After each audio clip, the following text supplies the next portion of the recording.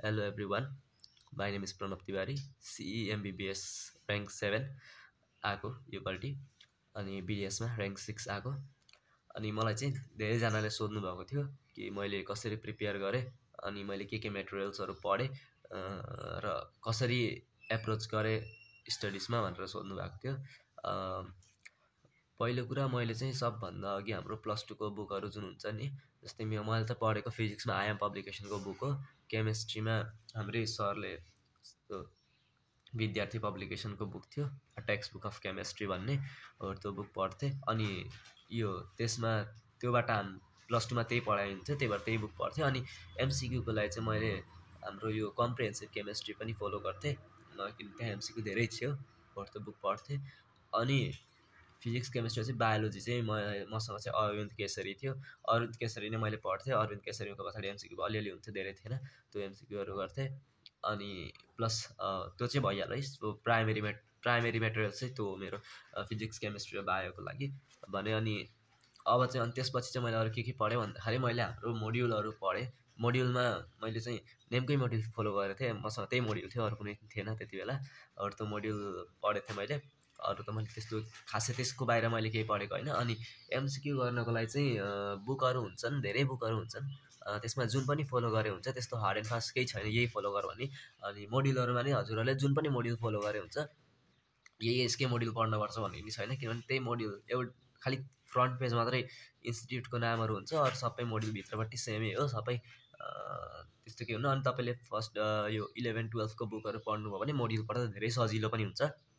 अनि त्यो मोड्युलमा टक्क सर्टमा लेखिदिएको हुन्छ, त्यो कसरी आयो त्यो के आयो सबै हाम्रो प्लस टूको बुकमा चाहिँ भइहाल्छ। अनि अलिकति बाहिर पनि दिएको हुन्छ मोड्युलमा।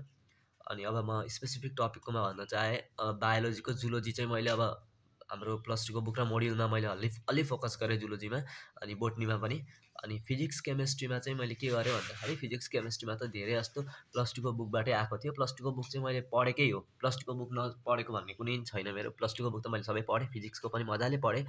अनि एमसिक्यूहरू पछाडिको र सल्भ क्वेसन जुन दिएको हुन्छ, आइएम पब्लिकेसनको बुकमा चाहिँ पछाडि सल्भ क्वेसन दिएको हुन्छ, हो त्यो सल्भ क्वेसनहरू पनि मैले हेरेँ, त्यहाँबाट नि आएको थियो क्वेसनहरू हाम्रो पालिमा पनि।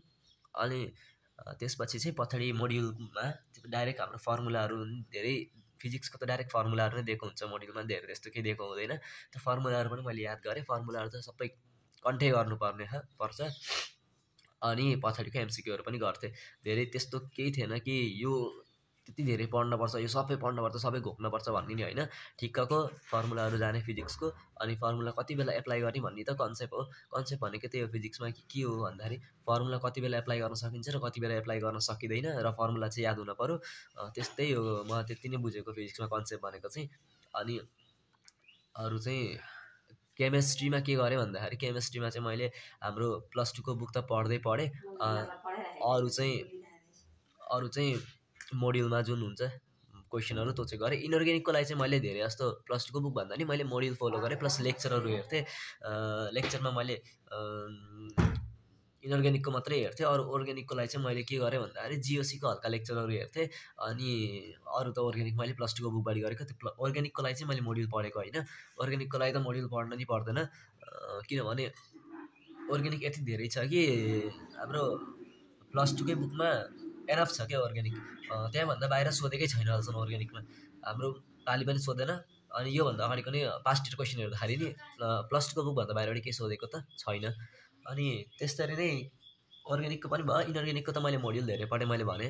अनि फिजिकल केमिस्ट्रीको लागि चाहिँ त्यस्तो केही गाह्रो छैन, प्लस टूको बुकमा जुन क्वेसनहरू छ हो त प्र्याक्टिस गरे भयो पछाडि, अनि एमसिक्यूहरू त जुन छ हो त प्र्याक्टिस गरे भयो।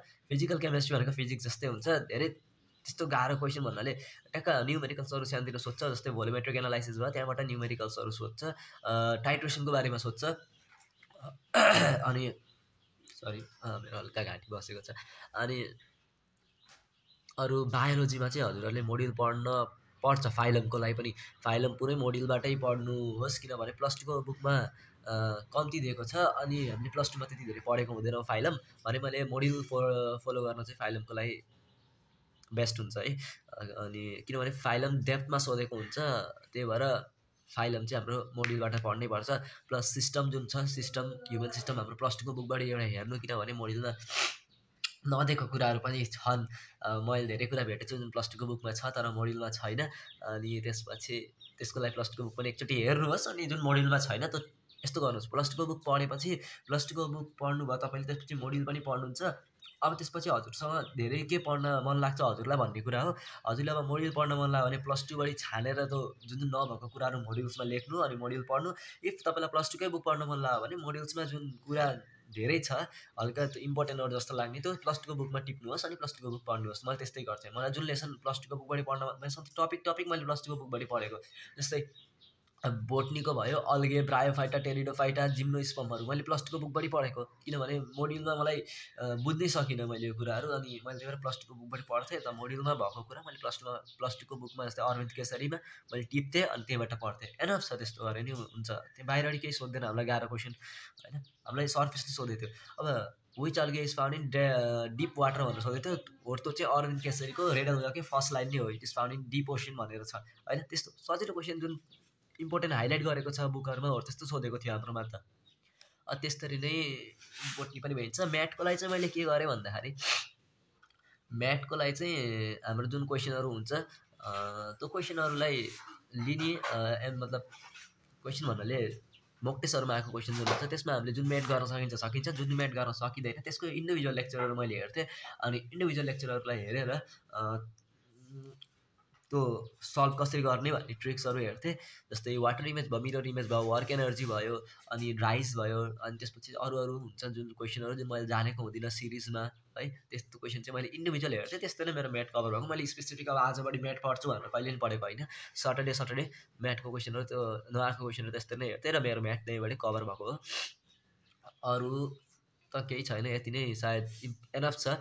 मैले अहिले पनि भन्छु सर्टमा भन्न पर्दा प्लस टूको बुक र अर्को मोड्युल पढेँ हजुरहरूलाई एनफ हुन्छ है। त्यही हो, के भनेको थिएँ मैले, त्यही हो। प्लस टूको बुक र अर्को मोड्युल हेरेँ एनफ हुन्छ क्या। धेरै त अरू कुनै बुक इन्डियन बुक त हेर्दै नहेर्नु भन्छु मैले चाहिँ एमटिजी मसँग मैले भन्नुपर्दा मैले जे पढेँ मैले त्यही भनेको छु। मसँग एमटिजी बुक चाहिँ थियो, इन्डियन बुक होइन। मैले त्यो सुरुमा हेर्थेँ तर पछि के भयो भन्दा त्यसमा हाम्रो क्वेसन भन्दा नि कस्तो क्वेसन छ भन्दाखेरि डायग्रामेटिक क्वेसन छ जुन हाम्रोमा सोधिँदैन बायोको लागि होइन। त्यही भएर मैले त्यो बुकै हेर्दै छोडिदिएँ। त्यो बुक यत्तिकै छ मेरो बुक, मैले हेर्दिनँ। एनफ छ प्लस टूको बुक अनि मोड्युल जति सकेसम्म धेरै क्वेसन प्र्याक्टिस गर्नु होला। बिकज प्लस टूको बुकको थ्योरी र हजुरको मोड्युलको थ्योरी पढ्नुभयो भने पनि हजुरको एमसिक्यू सल्भ नहुनसक्छ। त्यही भएर क्वेसन चाहिँ धेरै प्र्याक्टिस गर्नु होला। मैले त यति धेरै क्वेसन प्र्याक्टिस गरेको थिएँ कि भन्नै सक्दिनँ कति धेरै प्र्याक्टिस गरेको थिएँ मैले। दिनदिनै मैले 200 वटा क्वेसन प्र्याक्टिस गरिरहेको थिएँ र अब्जेक्टिभ पिसिबी पनि थियो मसँग, त्यो पनि प्र्याक्टिस गर्थेँ। मोड्युलको पछाडिको क्वेसन त सबै प्र्याक्टिस गर्थेँ। अनि अझै धेरै चाहियो भने मैले अब्जेक्टिभ पिसिबी पनि गर्थेँ। अहिले कोही जो प्लस टूमा हुन्छ उहाँले पनि अहिलेबाट क्वेसन प्र्याक्टिस गर्न होइन एमसिक्यू प्र्याक्टिस गर्न थाले हुन्छ। 12मा भएको 11मा भएको त अब मैले के भनौँ, 12मा भएकोलाई चाहिँ अहिलेबाट क्वेसनहरू अब प्रिमेट त गर्दै हुनुहुन्छ होला, के गर्दै हुनुहुन्छ होइन।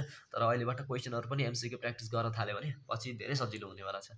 यति नै हो, अरू त धेरै केही गर्न पर्दैन। अझै केही स्पेसिफिक छ भने त हजुरहरूले डिएम गरिराख्नु भएको मलाई। तर मेटेरियल्स भनेको प्लस टूको बुक र मोड्युल हो। अनि क्वेसन प्र्याक्टिस गर्न चाहिँ जहाँबाट गरे नि हुन्छ। तर इन्डियन बुकको नगर्नु, हाम्रो नेपाली बुक जति नै छन् होइन त्यहीबाट गरे हुन्छ। नेपाली बुकमा चाहिँ इन्डियन क्वेसन जुन आउन सक्ने क्वेसन त हालिदिएका हुन् डायग्रामेटिक छोडेर होइन। त्यही त हो ल, थ्याङ्क यू भेरी मच, यति नै भन्न चाहेँ।